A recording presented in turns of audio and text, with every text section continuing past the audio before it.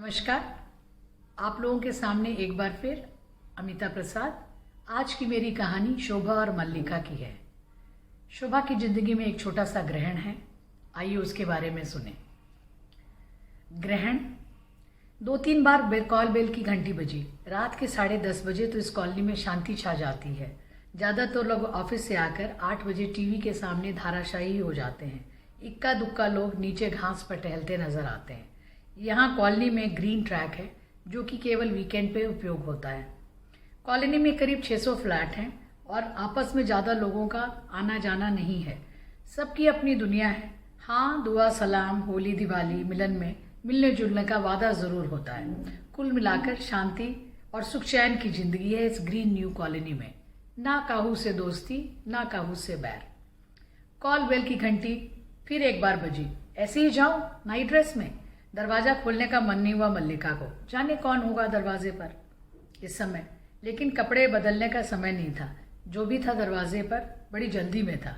एक आश्चर्य मिश्रित मुस्कुराहट फैल गई मल्लिका के चेहरे पे जब दरवाज़ा खोलते ही शोभा पर उसकी नज़र पड़ी। शोभा और मल्लिका कॉलेज के सहपाठी थी, फिर अचानक 20 साल बाद इस कॉलोनी में मिली। कॉलेज के दिनों को फिर से दोनों जीने लगी थी। शोभा के हाथ में एक चमकता हुआ पैकेट भी था। कमरे में आते ही शोभा सोफे पर पसर कर बैठ गई। मल्लिका ने अब उसे ठीक से देखा। बाल छोटे, कुतरे कटे हुए और चेहरे पर फैले थे।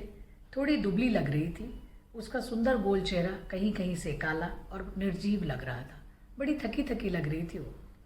तुम्हें चॉकलेट पसंद है इसलिए आज बनाकर लाई हूँ, पता नहीं फिर कब बना पाऊँ। उसके अंतिम वाक्य ने एकदम से झटका दिया। एक खतरे की घंटी बजी। क्यों, क्या हो गया तुम्हें? फिर शोभा ने जो बताया उसे सुनकर मल्लिका सकते में आ गई। बिन बुलाए मेहमान की तरह कैंसर अब उसके दिमाग से होते हुए चारों तरफ बदन में फैल चुका है। गुड डेज और बैड डेज में दिन, हफ्ते, महीने निकल रहे हैं। बैड डेज में उसे कुछ याद नहीं रहता। अपनी दवाइयाँ तक खाना भूल जाती है वो। उसकी आंखें डबडबा रही थी। मल्लिका चुपचाप उसकी बातें सुन रही थी। अपनी जिंदगियों में हम इतना व्यस्त हो जाते हैं कि पिछले 1 साल में शोभा से कितनी कम बार मिली याद नहीं था। उसने बताया कि 1 साल पहले दिसंबर में वो एक पार्टी में जाने के लिए तैयार हो रही थी। तभी एक दर्द चीरता हुआ उठा और लगा कि सिर के 2 टुकड़े हो जाएंगे। अगले 3 हफ्तों में कांपते दिल से उसे सच को स्वीकार करना ही पड़ा।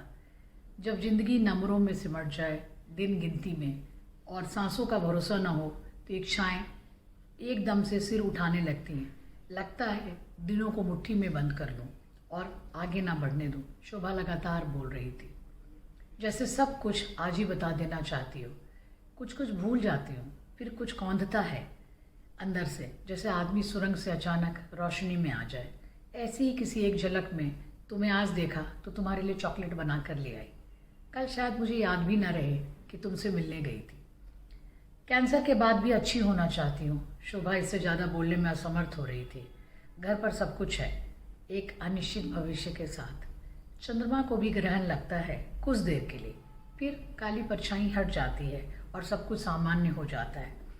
यहाँ का ग्रहण तो शायद ज़्यादा ही लंबा हो गया है और शायद परछाई अब ना हटे, लेकिन एक दिन सब ठीक हो जाएगा। ऐसे गुड डेज की कामना कर रही हूँ और उसी में जी रही हूँ। कैंसर ने एक धक्का मारा है मुझे और मैं तैरना सीख रही हूँ। शोभा की ग्रहण लगी मुस्कुराहट फिर कौंध गई। फिर आने का वादा कर शोभा जैसे बिन बुलाए बिन कहे आई थी वैसे ही चली गई। काश हम अपनी यादों को इत्र की बोतलों की तरह कैद कर सकते और जब चाहे खोल सकते। शोभा को जाते हुए मल्लिका सोच रही थी। सुनहरे कागज के पैकेट को खोलते हुए मल्लिका शोभा के गुड डेज की कामना कर रही थी। धन्यवाद।